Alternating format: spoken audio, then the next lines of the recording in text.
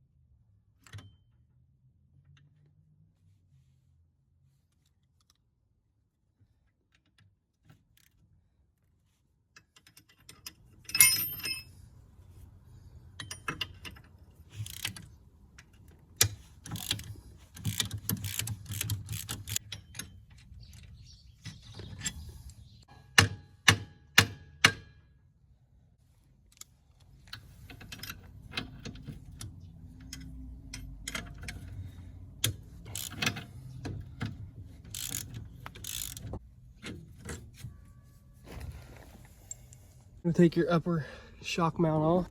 Shock out. You are going to need a T25.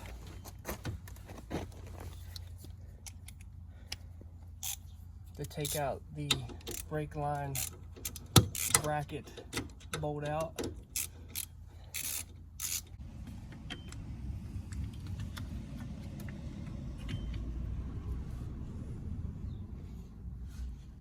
I like to put these gloves on so I can get a grip on this axle, because what you got to do is, a lot of people just try to jerk on it. I actually need to get it straight.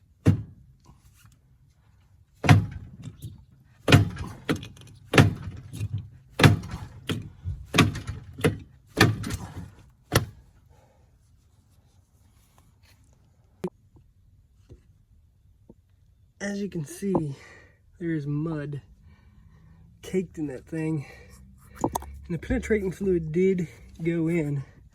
Now, a lot of people say, why don't you just, if you got one side out, pound the other side out? You can't. On my particular trail, you can't.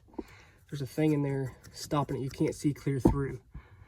So that penetrating fluid did help. You can see it's on there.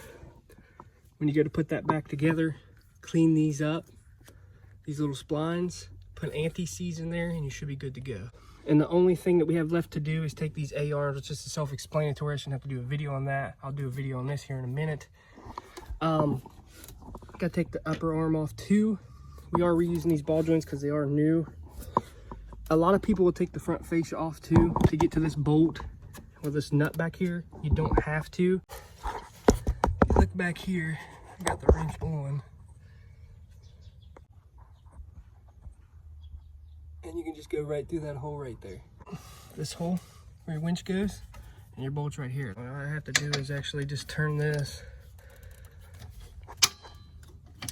and the wrench in there. Holes. When it starts coming loose, hold your hand in here, hold the nut and it'll fall off and you can get your wrench out. As you can see, the bolt's still loose. You just take your hand, put it on the back side, lift your wrench. The wrench will pop up through here.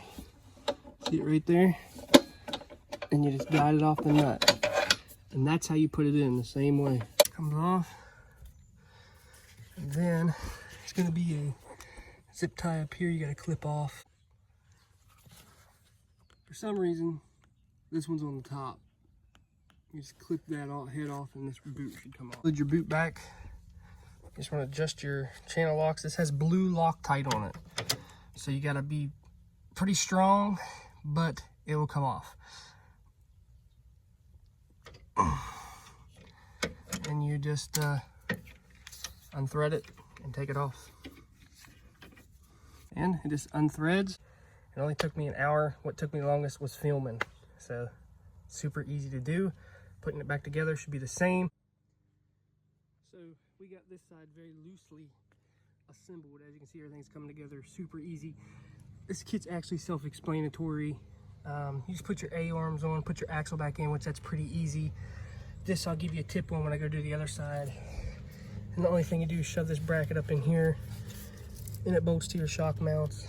It just, one big long piece, just like the 2-inch bracket kit. It's pretty much all that is. You get off eBay. But as you can see, everything went together super smooth. I'm enjoying it. Like I said, I'll film the other side putting it together, and I'll show you guys the pointers. I'm not going to show you the brake stuff because it's just going to take too long. It's simple, just like bleeding brakes on a car.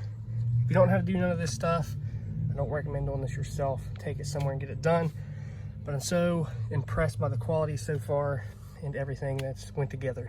Super easy. You just put your A-arms back up there and put the bolts in them loosely for now. That's basically all you do. I don't have all the grease fittings tightened up. I don't have anything tightened up on either side yet. Make sure everything fits. And before I put, blue Loctite and red Loctite on stuff, I'm making sure everything fits. So the next thing we're going to do is go ahead and put your heavy duty tie rod kit on, which is super easy. You want to put blue Loctite on this, screwed into the rack.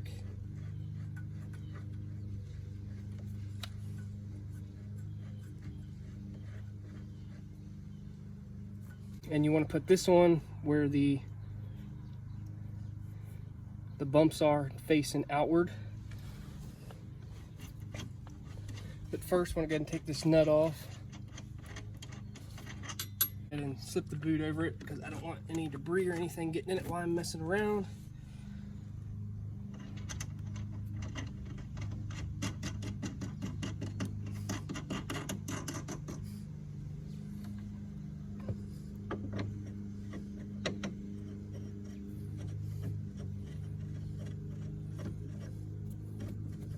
Make sure you put your jam nut on the end. These are reverse thread. I'm just going to go ahead and run this all the way in because, like I said, I'm going to show you guys a trick here in a little bit when I put the hub and everything back on this machine. Alright, so we're just going to go ahead and put that down for now. So what we actually need to do is go ahead and put the hub on the machine.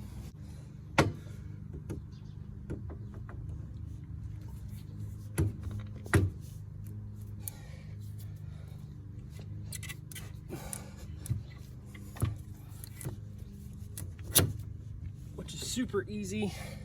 Give it a tug, make sure it locked into place, and it sure did.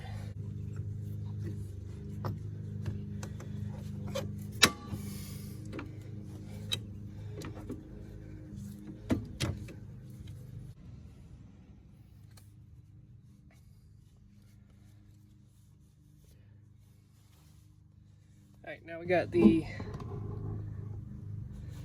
hub on. We're going to actually go ahead and put the shock on real quick so it'll pull this up so I can finagle everything and get this semi set. They actually send you washers to put in these. but I don't think I'm going to need them because it's actually a pretty tight fit. Like I said, we'll see in a minute, but like I said, I'm just test fitting stuff now. The tapered end goes down in here like this. Top piece on, it goes just like this down on the top. And you just line everything up. It needs to be lined up.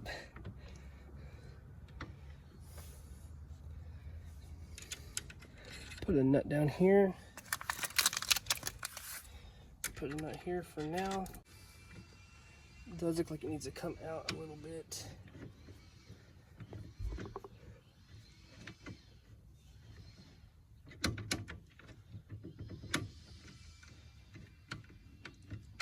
Everything turned out pretty good with the front. I'm happy with it. Can't ask for anything better. Looks good. Haven't got to try it yet because I got to do the back, but that's what we're going to go ahead and tackle next.